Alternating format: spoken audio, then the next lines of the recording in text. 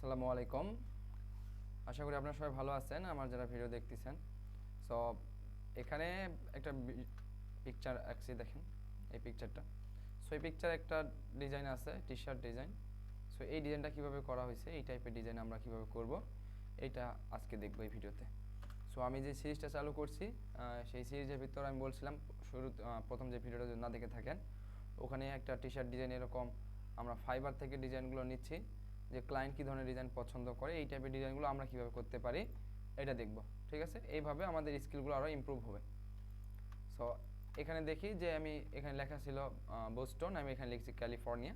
তো এই টেক্সটটা দিয়ে আমি এই টাইপের একটা ডিজাইন করব। তো আমার ক্লায়েন্ট আমাকে এই ফন্টে দিবে বা এই টেক্সটে দিবে এমনটা তো না, অন্য কোনো টেক্সট দিতেই পারে। সো দ্যাটস ওয়াই আমি একটা আলাদা ফন্ট নিয়ে নিছি।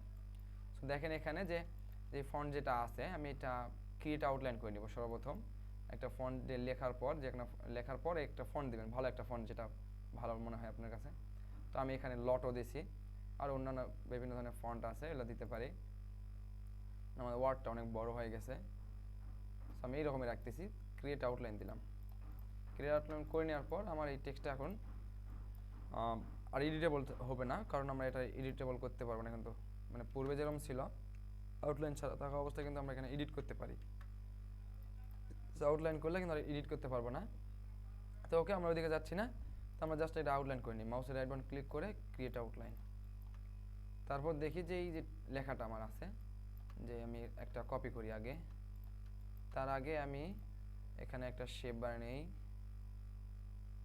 এই যে শেপটা আমি নিলাম, মানে কতটুকু জায়গা ফাঁকা হবে। এখানে দেখেন যে এখানে যতটুকু জায়গা ফাঁকা, এখানে ততটুকু, এখানে ঠিক সেম।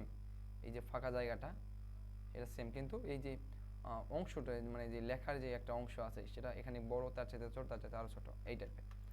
তো আমরা দেখি এটা কীভাবে করা যায়।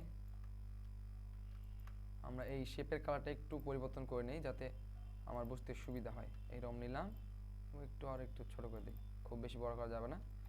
আমার হয়ে গেছে। এখন আমি এটা নিয়ে যাই, একটু এই পাশে একটা রাখি, আর এটা নিয়ে আমি কপি করব। অল বাটন প্রেস করে শিফট বাটন প্রেস করে নিয়ে যাবে এই পাশে। তো এতটুকু আমি নিলাম, কপি করলাম। তারপর এটা ধরি এবং এটা ধরে আমার হচ্ছে নিব শেপ বিল্ডার টুল। এখান থেকে শর্টকাট হচ্ছে শিফট প্লাস এম। তারপর আমি এটা সব ডিলিট করে দেবো এইভাবে, অল বাটন প্রেস করে সব ডিলিট। ওকে, আমার এটা ডিলিট করা হয়ে গেছে। এখন দেখি যে আমার হচ্ছে যে শেপটা যদি আলো মানে উপর দিয়ে নেই, তাহলে কিন্তু ফাঁকা আবার হয়নি। কারণ কী করবো, শেপটাকে আমি উপরে নিয়ে চলে যাই, রাখলাম। কারণ সবগুলো এভাবে ধরে আমি কিন্তু জাস্ট একটা স্টপ পার করে দিলাম, তাহলে কিন্তু চলে যাবে। আবার আমার যদি আগ অবস্থায় থাকে, তাহলে আমি এই শেপ এবং এখানে যা যা আছে সবগুলো ধরবো, ধরে আমার শেপ ছও তাহলে এখন ডিলিট করতে হবে। এই যে আমার শেপটা আছে, আমি একটু এইভাবে নিয়ে যাই, এই ডিলিট করলাম, ডিলিট করে যাচ্ছি। ওকে,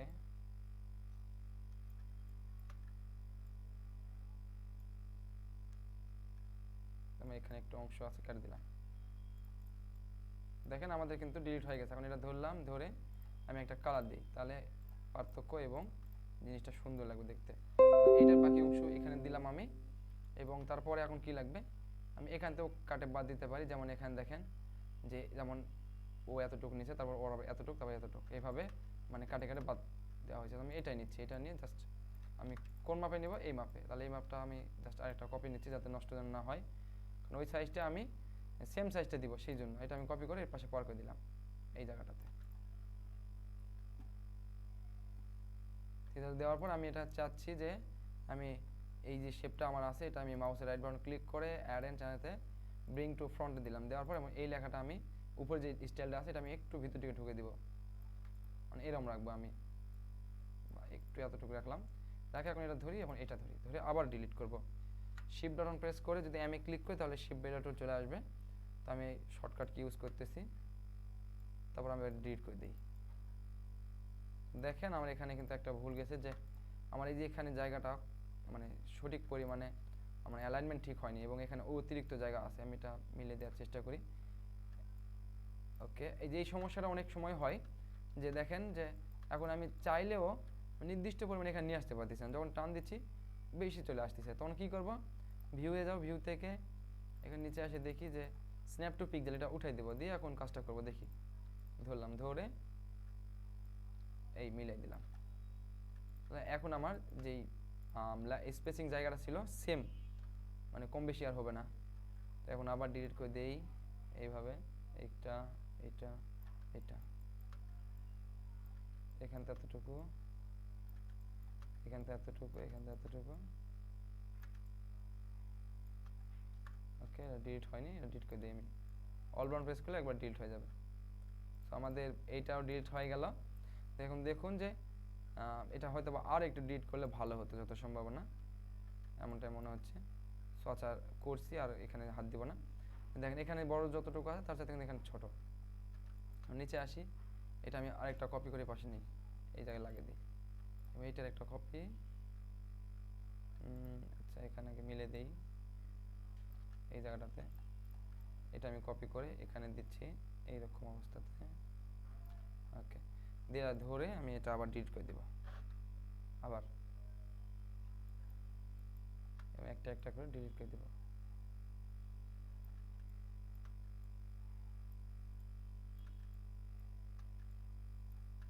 আমি এটা ডিলিট করে দিচ্ছি।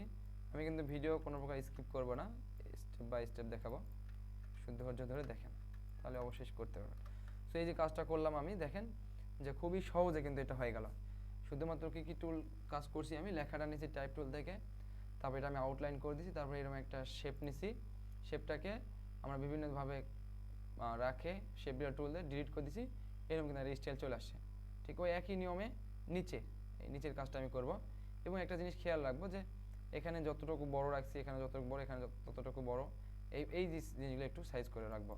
তাহলে নিচেও যদি সেম সাইজ রাখতে পারি, তাহলে কিন্তু আলটিমেটলি আমার ডিজাইনটা সুন্দর হবে। এরকম যেটা বোঝাতে চাচ্ছি আর কি, একটু ড্র করে নেই।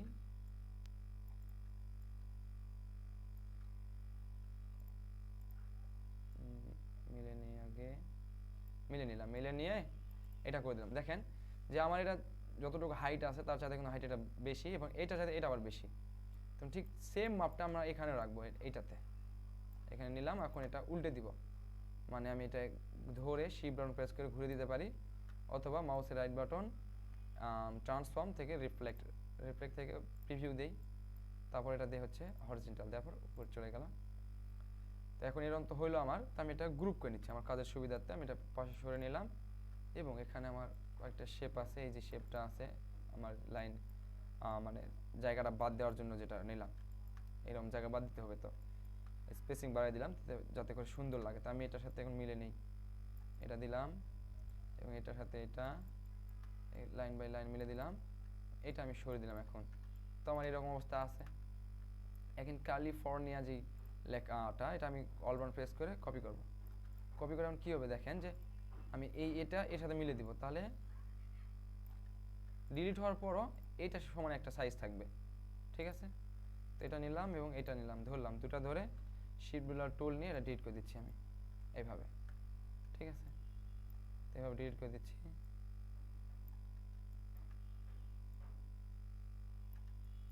ওকে, ডিলিট করে দিই, আমার অলমোস্ট ডিলিট হওয়া শেষ।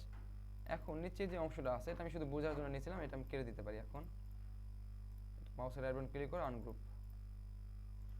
আচ্ছা, ওইরকমভাবে না করি, ঝামেলা হতে পারে আমার কাজের জন্য। আমি ডিরেক্ট সিলেকশন টুল নিব, নিয়ে এর ভিতরে এতটুকু সিলেকশন করে নিলাম, নিয়ে ডিলিট করে দেবো, তাহলে ডিলিট হয়ে যাবে। এবং এটা সিলেক্ট করে ধরে এই কালারটা আমি দিয়ে দেব। এখন নিচে এটা কোথায় হবে, আমার এই নিচে, মানে সেম জায়গা ফাঁকা দিতে হবে সেম সাইজে।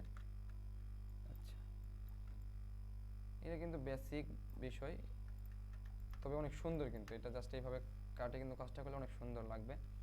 পুরো কাজটাকে শেষ করে নেই। তারপর কি আমার যে আমার এখানে দেখেন অপশানটা আছে এখনও, আমি এটা এখন কপি করে কি করব, এখানে আগে মিলে দিব, এই জায়গাটাতে আগে এখানে মিলে দেই। তারপর আমি ঠিক এটা যেমন কপি করতে পারি, অথবা আরেকটা নিতে পারি, যে এই যে স্পেসিং আছে, জায়গা ফাঁকা জায়গা আছে, এটার সাথে মিলে দিব। এখানে আমি মিলে দিলাম, এখানে মিলে নিয়ে এখানে মিলে গেছে। এখন আমি টেনে পাশে পার করে দিই, তারপর এইটা এবং এইটা দুটা ধরি, তারপর আবার শেপ বিল্ডার টুল থেকে আবার ডিলিট করা শুরু।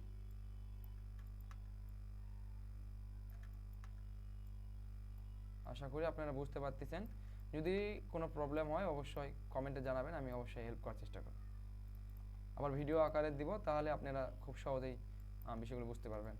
সো এটা আবার নিচে নিয়ে আসি, একইভাবে কাজটা কমপ্লিট করি। এখন আমি একটু দ্রুত করব, যাতে করে দেখি যদি ভিডিওটা মোটামুটি 10 মিনিট হয়ে গেছে।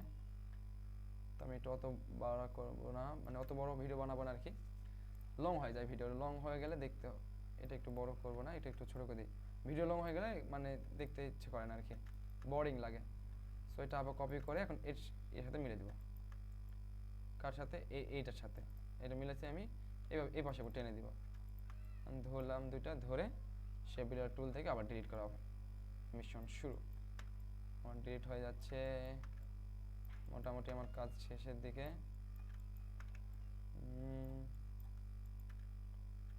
অলমোস্ট আমাদের সব ডিলিট হয়ে গেছে। এখন দেখেন আমার যে ডিজাইনটা কমপ্লিট। আচ্ছা, আমরা এখানে একটা ভুল করছি, আমরা খেয়াল করিনি যে এখানে এই যে নিচের দিকটা দেওয়া লাগতো, আমরা ওই উপর দিকটা এভাবে কাটাকাটি করছি, এটা ভুল হয়ে গেছে। সো আমরা যদি একটু এটা দেখতে চাই,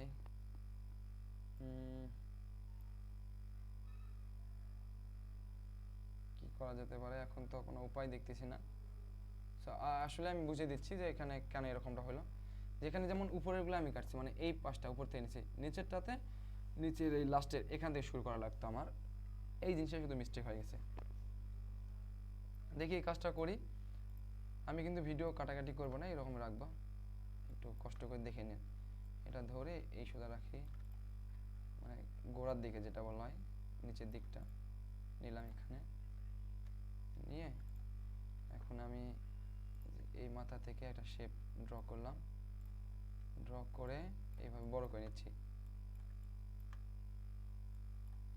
নিলাম, নিয়ে এই সব সিলেক্ট করে দেখি এখানে শর্টকাটে কাজটা যদি হয়ে যায় তা করে দিই।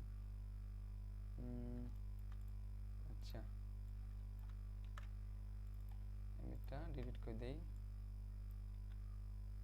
এগুলো ডিলিট, এগুলো ডিলিট। ওকে, হয়ে গেছে আমার।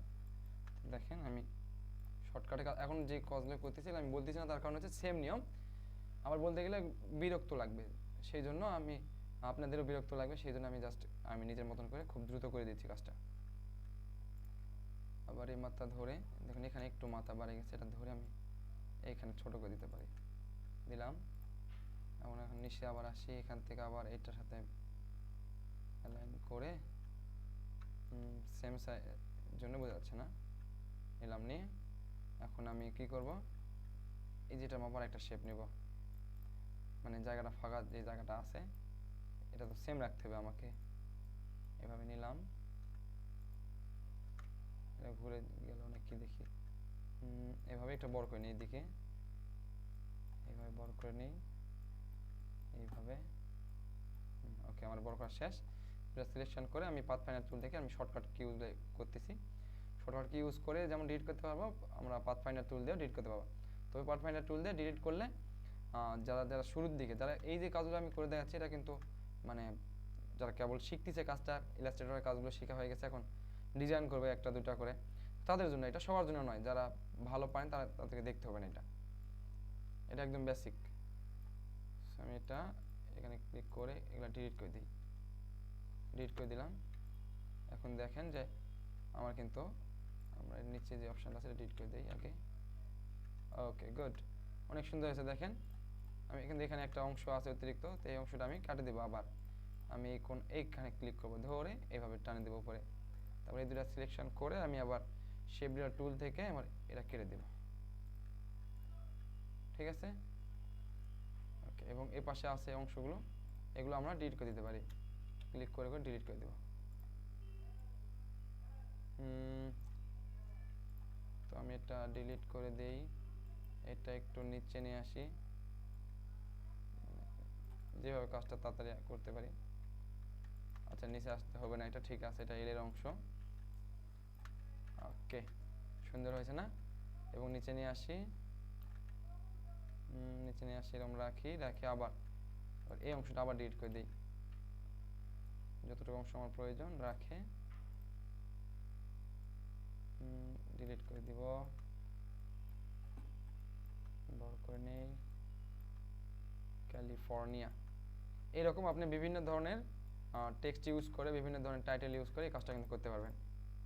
ঠিক আছে, এটা না, এটা আমি ডিলিট করে দিই, এটা লাগবে না আমার, এটা দরকার এটা, এবং এটা ধরে পাথর টুল থেকে ডিলিট করে দিলাম, এবং আমি ডাবল ক্লিক করে এই উপরের অংশটা ডিলিট করে দিই শুধু। গুড, অনেক সুন্দর হয়েছে। এখন আমরা 3টা কালার অ্যাপ্লাই করি। আমার কালার এটা থেকে এটা, তারপর এখান থেকে এইটা, তারপর এই পাশ থেকে কালারগুলো অ্যাপ্লাই করে দিচ্ছি আমি আইড্রপার টুল দিয়ে, এইভাবে অ্যাপ্লাই করে দিলাম লাস্টে এটা। ওকে, সো এখন দেখেন যে ডিজাইনটা অনেক সুন্দর কিন্তু হয়ে গেছে। অলমোস্ট আমাদের ডিজাইন করা শেষ। সো আশা করি ভালো লাগছে অবশ্যই আপনাদের। আর যদি কোনো কিছু বুঝতে অসুবিধা হয় অবশ্যই কমেন্টে মানে আপনি সুন্দরভাবে একটু বলবেন। অনেকে এইরকম করে যে বাংলিশভাবে লিখে বোঝা যায় না, তো একটু বাংলা লেখার চেষ্টা করবেন, এবং যদি ইংলিশেও লেখেন মানে সঠিকটা লিখবেন, যাতে আমি ভালোভাবে রিড করতে পারি এবং আপনার অ্যান্সারটা যেন সহজে যেন দিতে পারি। যদি প্রবলেম হয় তাতেও, তাহলে ফেসবুকে আসে ডিরেক্ট আমাকে এসএমএস করতে পারেন, ইনশাল্লাহ আমি আপনার কমেন্টের রিপ্লাই অবশ্যই দিব। সো আজকের এই যে টপিকটা ছিল এতটুকুই ছিল। এইটা যদি আপনি প্র্যাকটিস করেন, প্র্যাকটিস করলে বুঝতে পারবেন যে এই কাজটা কতটা ইজি। সো এটা এই ভিডিও দেখার জন্য অসংখ্য ধন্যবাদ। আসসালামু আলাইকুম।